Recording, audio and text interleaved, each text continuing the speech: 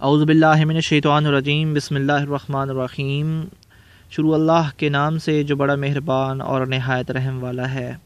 Dear students, हम chemical process में जो 6 चीज़ें हैं उसकी जो 6 टाइप्स हैं उसको हम बारी बारी एक्सप्लेन कर रहे हैं और अब हम इसको सल्फोनेशन को एक्सप्लेन करेंगे। कंबस्चन और नाइट्रेशन और हैलोजिनेशन के बाद इसका नंबर है चौथे जो है वो सल्फोनेशन का। सल्फोनेशन जिस तरह नाइट्रेशन था ना, उसमें सिर्फ नाइट्रिक एसिड की वजह से सबके साथ रिएक्शन हो रहा था, तो इसमें क्या होगा कि सल्फ्यूरिक एसिड की वजह से रिएक्शन होगा।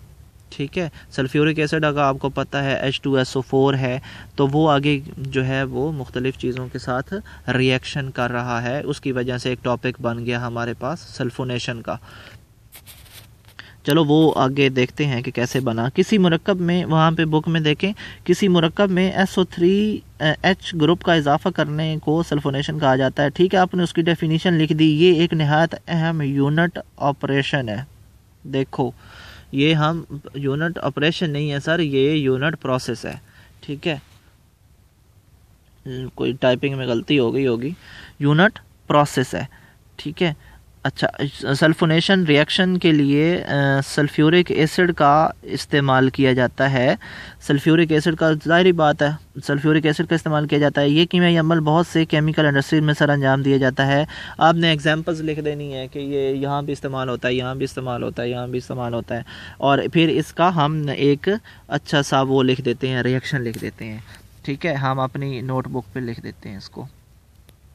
कैसे होगा? बेंजीन के साथ करवाएंगे। बेंजीन के साथ रिएक्शन करवाना बड़ा मतलब है कि ईजी है।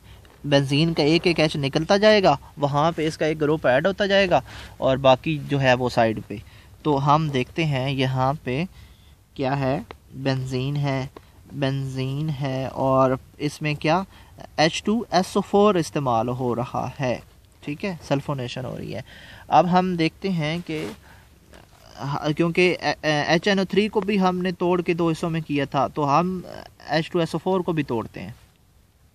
H2SO4 में से अगर एक H हम साइड पे कर दें, तो हमारे पास क्या बनता है? HSO3। एक H हम अगर साइड पे करें तो HSO3, एक H भी साइड पे करना है और एक O भी।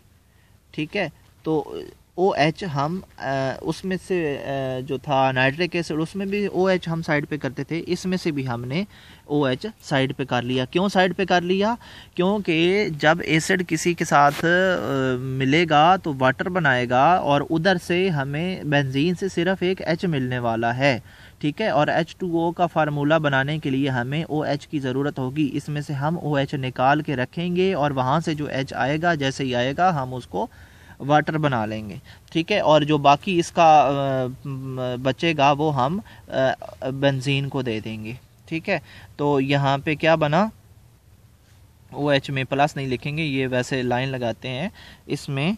तो हमने क्या किया कि ये बेंजीन का स्ट्रक्चर बनाया, ये जो चीज़ बनी हुई थी, ठीक है, ये हमने ऊपर लगा दी HSO3। ठीक है, और जो बाकी H इसमें से OH निकला, वो OH इधर और H इधर। ठीक है, वो H जो इसमें अटैच करने के बाद निकल के आया। ठीक है, तो ये इस तरह हमारा H2O बन गया। ठीक है, अच्छा, तो ये हमारा सल्फोनेशन भी पूरा हो गया। सल्फोनेशन इतना सही है कि इसमें आपने इसकी डेफिनेशन में लिखना है कि सल्फोनेशन के प्रोसेस में जो है वो सल्फ्यूरिक एसिड का इस्तेमाल होता है और और ये एक यूनिट प्रोसेस है। और इसमें आपने H2SO4 को वो OH निकाल लेना है और जो पीछे ग्रुप बच गया उसको बताना है कि इसको हम मज़ीद जो है वो ऐड करते हैं दूसरी चीज़ों में।